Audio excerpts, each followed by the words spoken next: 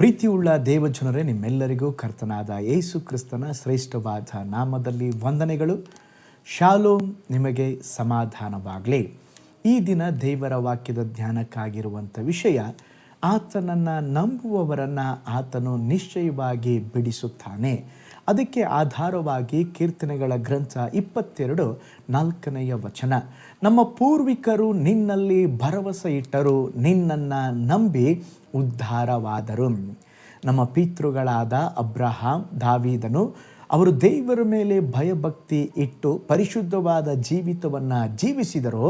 ಅವರು ಬಹಳ ಜಾಗರೂಕತೆಯಿಂದ ದೇವರೊಂದಿಗೆ ಜೀವಿಸಿದಾಗ ದೇವರು ಅವರ ಎಲ್ಲ ಸಮಸ್ಯೆಗಳಲ್ಲಿ ಅವರ ಜೊತೆಯಾಗಿಯೇ ಅವರ ಸಂಗಡ ಇದ್ದರು ಎಂಬುದಾಗಿ ನಾವು ನೋಡುತ್ತೇವೆ.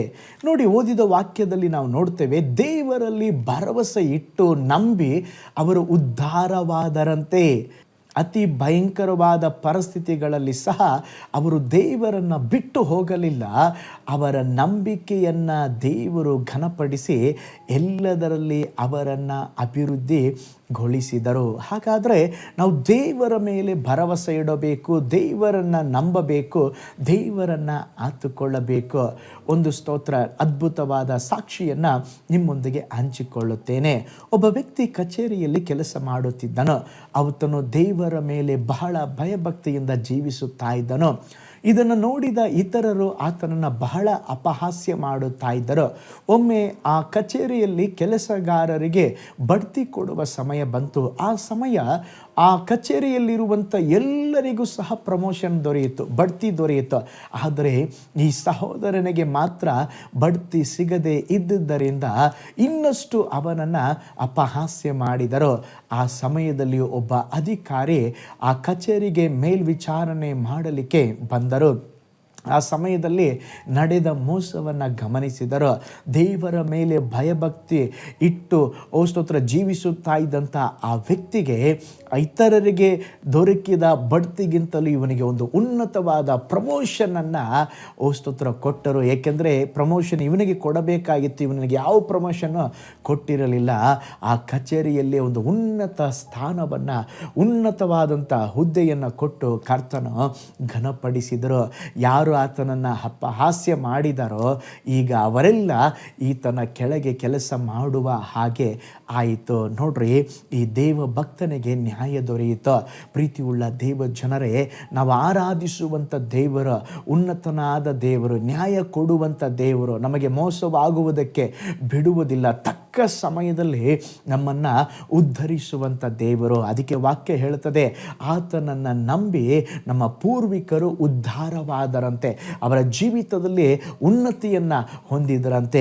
ಪ್ರೀತಿಯುಳ್ಳ ದೇವ ಜನರೇ, ನೀವು ಸಹ ಕರ್ತನನ್ನು ನಂಬಿಕೆಯಿಂದ ಬಲವಾಗಿ ದೇವರನ್ನ ಹಿಡಿದುಕೊಳ್ಳುವುದಾದರೆ ಆತನು ನಿಶ್ಚಯವಾಗಿ ನಿಮ್ಮ ನಂಬಿಕೆಯನ್ನು ಗಮನಿಸಿ ನಿಮ್ಮನ್ನು ಸಹ ಉನ್ನತವಾದ ಸ್ಥಿತಿಗೆ ದೇವರು ಹೆಚ್ಚಿಸುತ್ತಾರೆ. ಹಾಗಾದರೆ ದೇವರನ್ನು ನಂಬೋಣ, ಸ್ತೋತ್ರ, ದೇವರನ್ನು ದೃಷ್ಟಿಸೋಣ.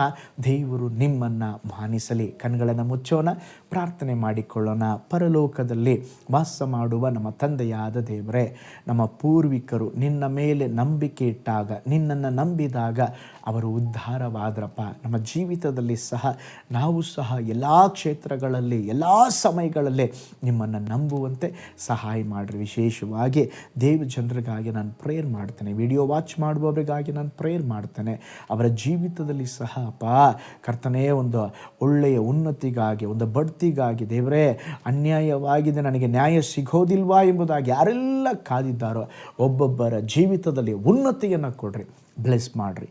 ಯೇಸುವಿನ ಹೆಸರಿನಲ್ಲಿ ತಂದೆಯೇ, ಆಮೇನ್, ಆಮೇನ್. ಪ್ರೀತಿಯುಳ್ಳ ದೇವಜನರೇ, ದೇವರನ್ನ ನಂಬ್ರಿ, ಕರ್ತನು ನಿಮ್ಮನ್ನು ಉನ್ನತಿಗೆ ನಡೆಸ್ತಾರೆ. ನಾಳೆ ಮತ್ತೊಂದು ದೈನಂದಿನ ಧ್ಯಾನದಲ್ಲಿ ನಾನು ನಿಮ್ಮನ್ನು ಸಂಧಿಸ್ತೇನೆ. ನಾನು ನಿಮ್ಮ ಪ್ರೀತಿಯ ಸೇವಕ pastor Paul Joy. God bless you all.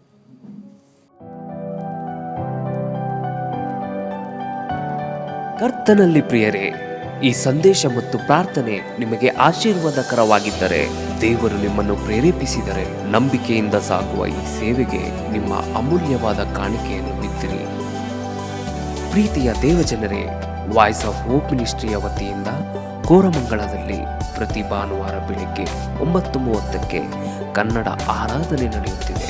ಆತ್ಮಭರಿತವಾದ ಆರಾಧನೆ ಮನಮುಟ್ಟುವ ಸಾಕ್ಷಿ, ಬಲಪಡಿಸುವ ದೇವ ಸಂದೇಶ. ಬನ್ನಿ, ನಮ್ಮೊಂದಿಗೆ ಭಾಗಿಯಾಗಿ ಕರ್ತನನ್ನು ಆರಾಧಿಸಿರಿ. ನೂತನ ತಿಂಗಳ ಆಶೀರ್ವಾದ ಕೂಟ ಪ್ರತಿ ತಿಂಗಳು ಮೊದಲ ದಿನ ಸಂಜೆ 7 ಗಂಟೆಗೆ.